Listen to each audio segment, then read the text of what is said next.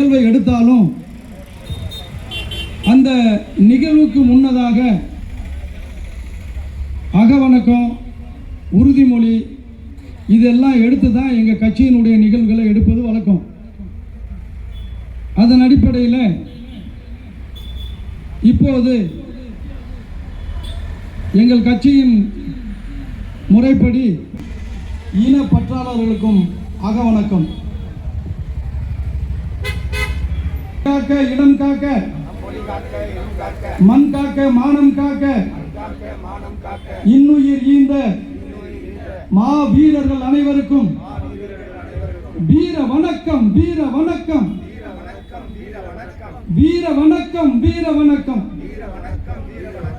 உறுதிமொழி மொழியாகி எங்கள் மூச்சாகி நாளை முடிசூடும் எம் தமிழ் மீது உறுதி வழிகாட்டி எம்மை உருவாக்கி தமிழர் வரலாற்றின் மீதும் உறுதி விழிமூடி துயில்கின்ற வீர வேங்கைகளின் மீதும் உறுதி இனிமேலும் ஓயும் இழிவாக வாழும் உறுதி உறுதி வென்றெடுப்போம் தமிழர் உரிமைகளை, கட்டி எழுப்புவோம் தமிழர் உலகத்தை. வென்றாக வேண்டும் தமிழ், அதற்கு ஒன்றாக வேண்டும் தமிழர். தமிழால் இணைந்து நாம் தமிழராய் நிமிர்வோம். நாம் தமிழர், நாம் தமிழர், நாமே தமிழர். இங்கே ஜாதியாக மதங்களாக பிரிந்து கிடக்கின்ற தமிழர்களை ஜாதி மதம் கடந்து இன மொழி என்கின்ற ஒற்றை அடிப்படையில் இங்கே நாம் தமிழர் கட்சி இந்த மக்களை ஒன்றிணைத்துக் கொண்டிருக்கின்றது. நம்மை பிரித்து ஆளக்கூடிய இந்த திராவிட கட்சிகள் நம்மை ஜாதி மதங்களாக பிரித்தே நம்மளை இதுகாலம் வரைக்கும் 50-60 ஆண்டு காலமாக பிரித்தே அரசியல் செய்துவிட்டார்கள். ஆக தமிழன் என்ற ஒற்றை குடையின் கீழே இல்லாததுனால தமிழன் அடிபட்டால் நமக்கு வலிப்பதில்லை. நிச்சயமா நீங்க சிந்திச்சு பாருங்க, கிட்டத்தட்ட 1.25-2 லட்சம் மக்கள் தமிழர்கள் பக்கத்தில் இறந்து போன போது நம்மளுக்கெல்லாம் யாருக்குமே வலிக்கல. இதே பக்கத்தில் நம்ம கொடுமைநல்லூர்ல உள்ள ஒரு தம்பி முத்துக்குமார் என்கின்ற ஒரு சகோதரன், 21 வயது படித்துக் கொண்டிருந்த மாணவன், இந்த இன மக்களை கொன்று குவித்துக் கொண்டிருக்கின்றானே. இந்த பக்கத்தில் உணர்ச்சி செத்து போயிட்டு நம்ம, ஏன்னா ஜாதி மத உணர்ச்சி தான் நம்மகிட்ட இருக்கு. இப்போ 1.25 லட்சம் தமிழர்கள் செத்தான். அதுல யாரு தேவரு, யாரு நாடாரு, யாரு பல்லரு, யாரு பறையரு, யாரு கோணாரு என்று தெரியாது. ஆனா இந்த தமிழ்நாட்டில் ஒரு தேவர் அடிபட்டு செத்தா அந்த சமூகம் வந்து நின்றுடும் எப்படின்னு.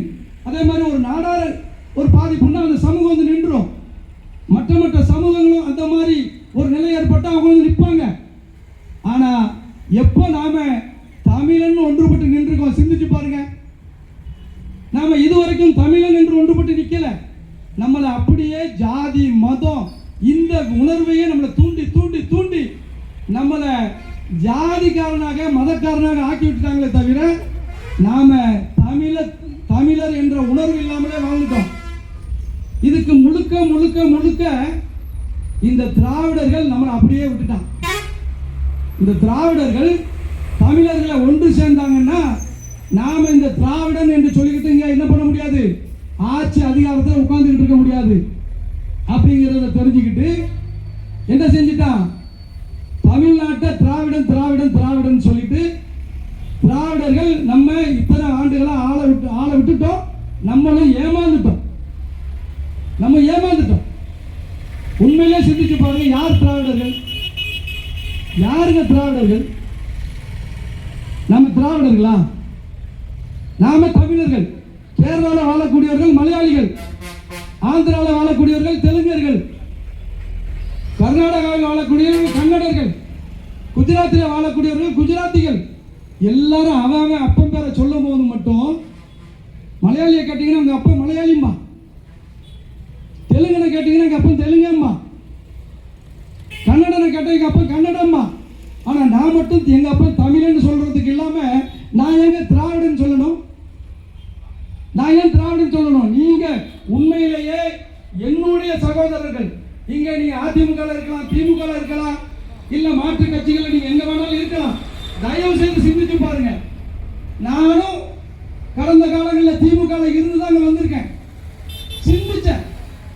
சிந்திச்சதுனால நான் வந்திருக்கேன். இந்த மேடையில் நிற்கிறேன்.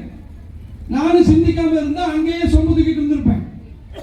அப்ப சிந்திச்சதுனால 2019 நான் கனிமொழிக்கு வாக்களித்த நான் 2024 நாம் தமிழர் விவசாய சின்னத்துக்கு வாக்களிச்சிருக்கேன். மைக்கு சின்னம். அப்ப மைக்கு ஏன் சிந்திச்சேன்? ஏன்னா நம்ம தமிழர்கள். எங்க அப்பன் தான் எனக்கு அப்பனா இருக்க முடியும். மற்றவனை அழகா இருக்காங்கிறதுக்காக பக்கத்து வீட்டுக்காரன் அப்பன்னு சொல்ல முடியாது. எங்க அப்பன் கருப்பா இருந்தாலும் குள்ளமா இருந்தாலும் முகத்துல தழும்பு இருந்தாலும் அவன் தான் எங்க அப்பன்னு சொல்ல முடியும். ஏத்த வீட்டுக்காரனும் பக்கத்து வீட்டுக்காரனும் அழகா இருக்காங்கிறதுக்காக நான் அவரை போய் அப்பன்னு சொல்ல முடியாது. அப்ப இந்த திராவிடன் யாரு? நானா? நான் தமிழன். அப்போ இந்த திராவிடன்னா என்னன்னு முதல்ல புரிஞ்சுக்கிடுங்க.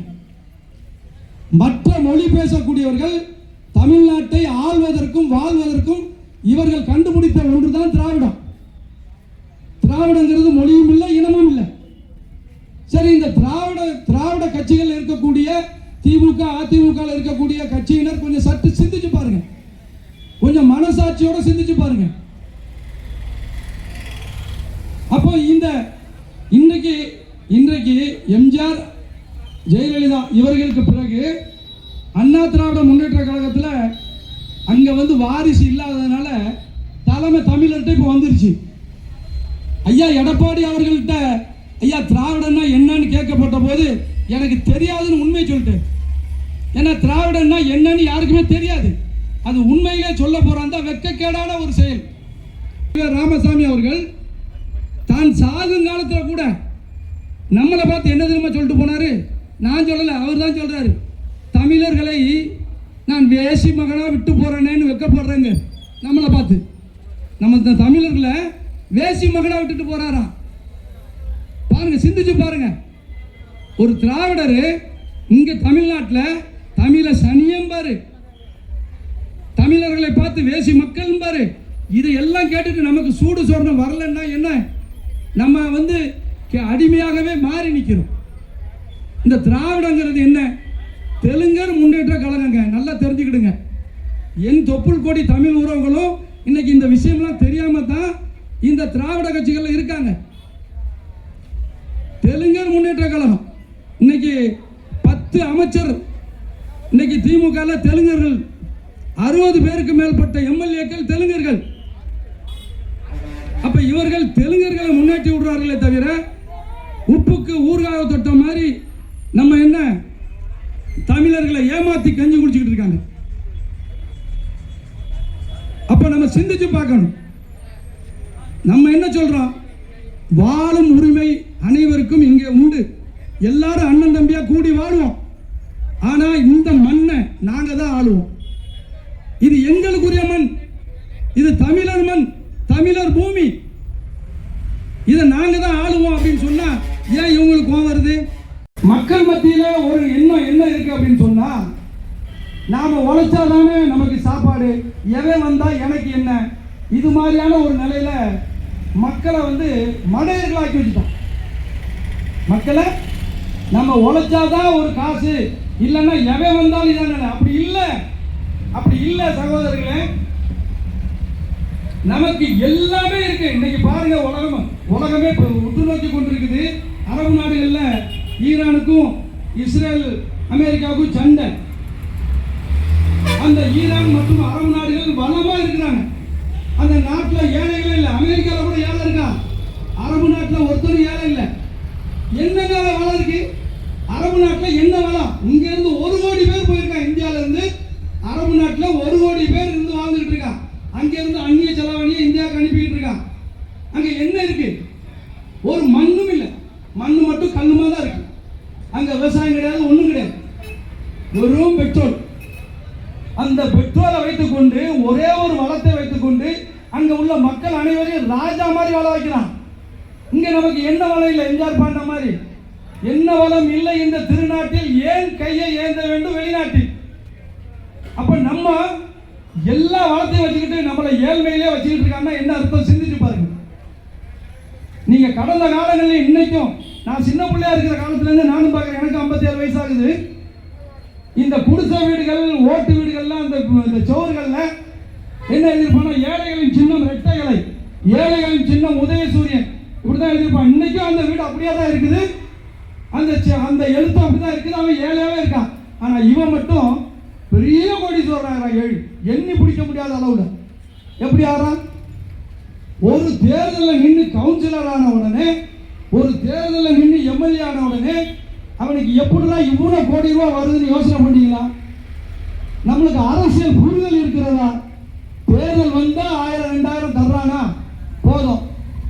இதுதானே நம்மளுடைய பார்வையா இருக்கு. இவரு திமுக 1000 தருவா, இவரு 2000 தருவேங்கிறார் எடப்பாடி. திமுக பெண்களுக்கு பேருந்துல இலவசம்னா நான் வந்தா ஆண்களுக்கு இலவசம். எங்க அண்ணன் தான் கேட்கிறாரு, டேய் ஆணுக்கும் பெண்ணுக்கும் பேருந்துல இலவசம்னா கண்டக்டருக்கும் பஸ் ஓட்டுற டிரைவருக்கும் நீ எங்கேருந்து சம்பளம் கொடுப்ப? பெட்ரோல் எங்கேருந்து போடுவ? அப்புறம் என்னத்தை நீ புடுங்க முடியும்? நீ என்ன மக்களை இப்படி பண்ணிக்கிட்டு இருக்க அப்படின்னு கேட்கறதுக்கு ஒரு தலைவன் வேண்டாமா? அப்படி ஒரு தலைவர் இங்க யார் இருக்கா? அண்ணன் செந்தமிழன் சீமானை விட்டு அங்க அந்த மாதிரி கேட்கறதுக்கு நான் ஏத்து போயிட்டோம். சிந்திச்சு பாருங்க. ஒரு வீடு தன்னிறைவா இருக்குது. இப்ப என் வீடு எடுத்துக்கிடுவோம், தன்னிறைவா இருக்குதுன்னு நான் சொல்றேன்னு வச்சுக்கிடுங்க. அப்போ நான் பொருளாதாரத்தில் மேம்பட்டு இருக்கணும். எனக்கு கடன் இருக்கக்கூடாது.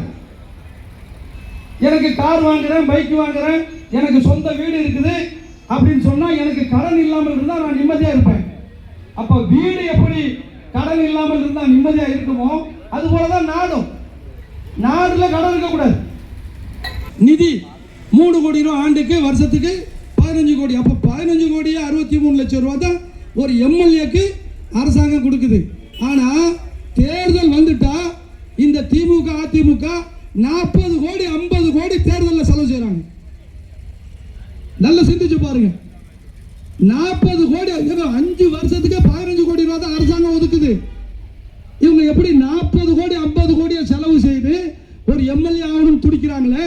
நீங்களும் அந்த தேர்தல் நேரத்தில் வந்து 1000 2000 தந்த உடனே அதை வாங்கிட்டு திரும்ப திரும்ப இந்த ரெட்டை இலைக்கும் உதயசூரியனுக்கும் மாத்தி போடுறீங்களே, சிந்திக்க மாட்டீங்களா? அப்புறம் நம்ம என்னுடைய ஏழ்மை எப்படி மாறும்? நம்ம தமிழ்நாடு எப்படி உருப்படும்? அப்ப நாம ஒரு மாற்றத்தை விரும்புறோம், ஆனா அதை செயல்ல காட்ட பயப்படுறோம்.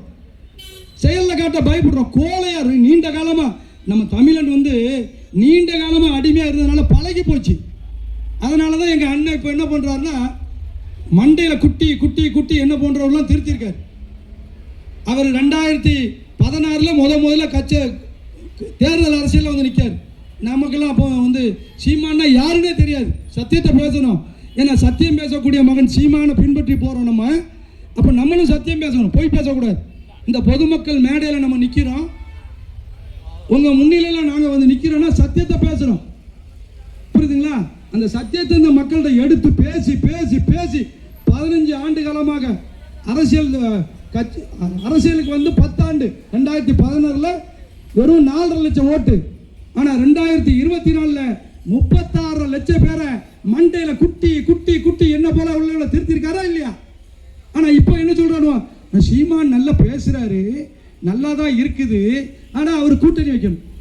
கூட்டணி வச்சா வந்துடுவாரு. அதுக்குதான் எங்க அண்ணன் கேட்காரு, யாரு கூட கூட்டணி வைக்கும்? யார்கிட்ட கொள்கை இருக்கு சொல்லுங்க. திமுக கொள்கை இருக்கு, அதிமுக கொள்கை இருக்கு. 2 பேரும் வேறு கட்சியா? திமுக வேற, அதிமுக வேறயா? 2 ஒண்ணுதான். எப்படி இந்திய அரசாங்கத்தை ஆளக்கூடிய பிஜேபியும் காங்கிரஸும் வேறு இல்லையோ, அதுபோல திமுகவும் அதிமுகவும் வேறு இல்லை. நீங்க அவர்கள் நடிக்கிற அந்த நாடகத்தை நீங்க தெரிந்து கொள்ளணும். எனக்கு அன்பான உறவுகளே, கடவுள் முன்னிலையில் போய் நின்று சொல்றா, சிவசக்தி கடவுளே, என்ன படைச்சவனே, எனக்கு ஏன் சுடர்மிகும் அறிவு, கடுமையான அறிவு, நுண்ணறிவு, ஞானம் மிக்க அறிவை நீ தந்திருக்கிய, எனக்கு மட்டும் ஏன் தந்த? எல்லா பயிலும் முட்டா பயில் ஆக்கிட்டு எனக்கு மட்டும் ஏன்டா அந்த அறிவை தந்தன்னு கேட்க. இந்த அர்த்தத்தில் தான் பாரதி பாடியிருக்கான். ஆனா எனக்கு அது நான் வந்து விலகிக்கிறல. நான் எப்படி படிச்சா அது பாட்டா பாடுவேன். சொல்லடி சிவ, அதுல இந்த அர்த்தம் இருக்குன்னு புரியாமல. அப்ப நல்லா செஞ்சு பாருங்க. இன்னைக்கு பாரதிய அண்ணன் புகழ்றார். ஏன்? அவன் தமிழ அவ்வளவு தூக்கி பேசினான். பெரியார் தமிழ சனியன்னர், தமிழ காட்டு முராண்டி மொழியினர். அதுக்கு இவனு சப்ப கட்டு கட்டுறான். இந்த தெலுங்கர் முன்னேற்ற கழகம் திமுக, அதை தேமுக தான் சொல்லணும்.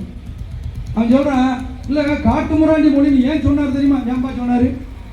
ஏன் சொன்னாரு? அது கல் தோன்றி முன் தோன்றா காலத்தில் இருந்த மூத்த மொழி தமிழ். அதனால கல்லு மண்ணு தோன்றதுக்கு முன்னாடியே தமிழ் தோன்றிடுச்சு.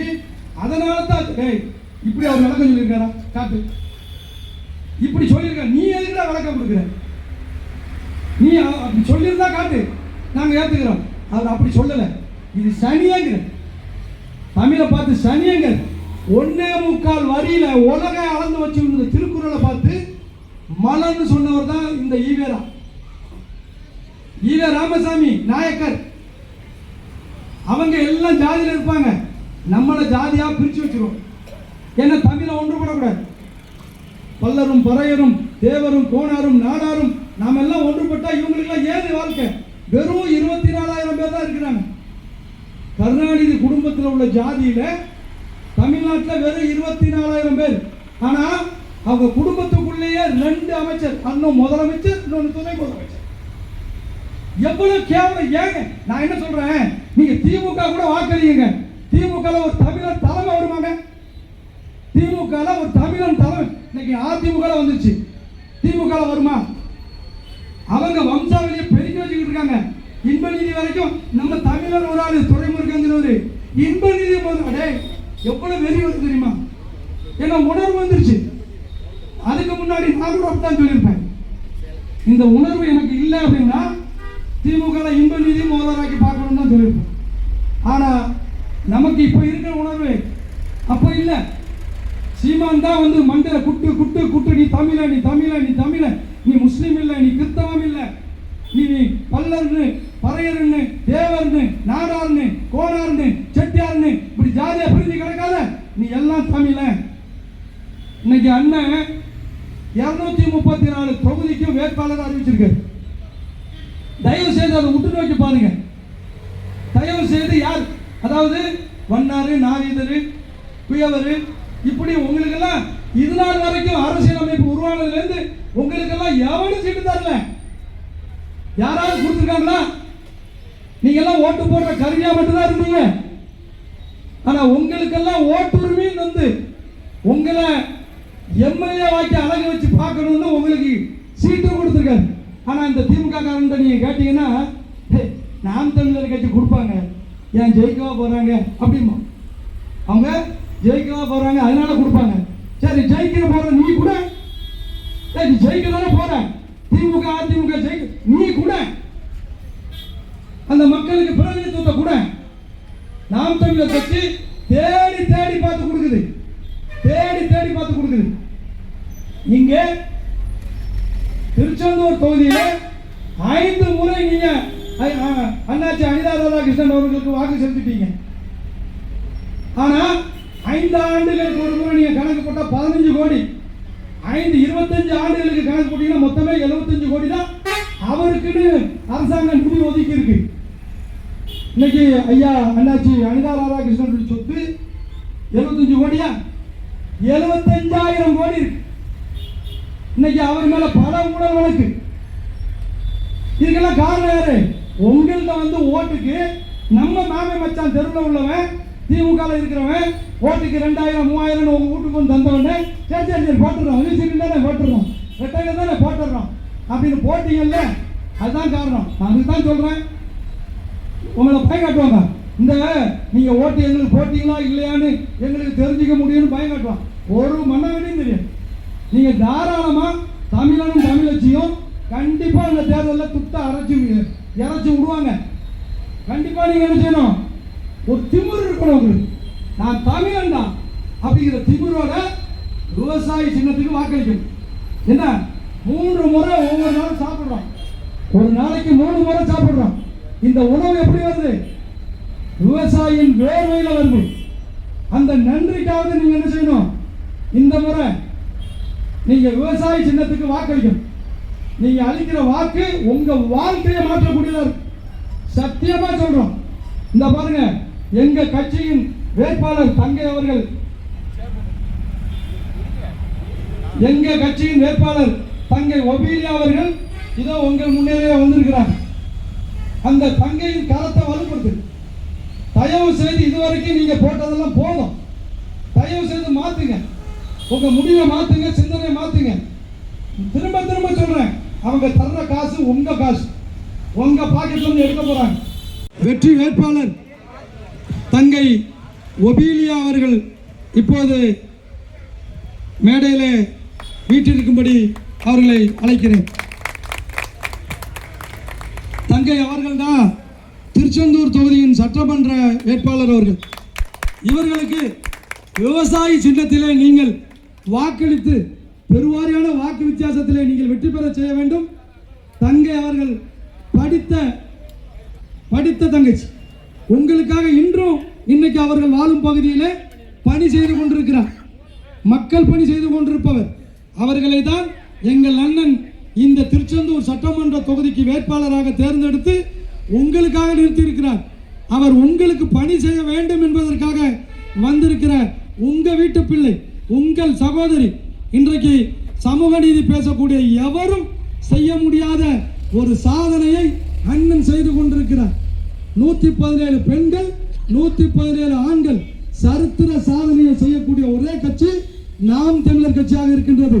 ஆகவே அதன் அடிப்படையில் இந்த தொகுதியின் வெற்றி வேட்பாளராக தங்கை ஒபீலியா அவர்கள் இங்கே இருக்கிறார்கள். சில வாக்குறுதிகளையும் தருவார்கள். அந்த வாக்குறுதிகளை சத்தியமாக நாங்கள் நிறைவேற்றி தருவோம். அவர் வென்றால் அவர் மட்டுமல்ல வேட்பாளர், நம் எல்லோருமே வெற்றி பெற்றவர்கள். நாம் தமிழரின் வெற்றி என்பது தமிழர்களின் வெற்றி. ஆகவே தங்கை அவர்களுக்கு உங்களது மேலான ஆதரவை தரும்படி கேட்டு விடைபெறுகிறேன். நன்றி.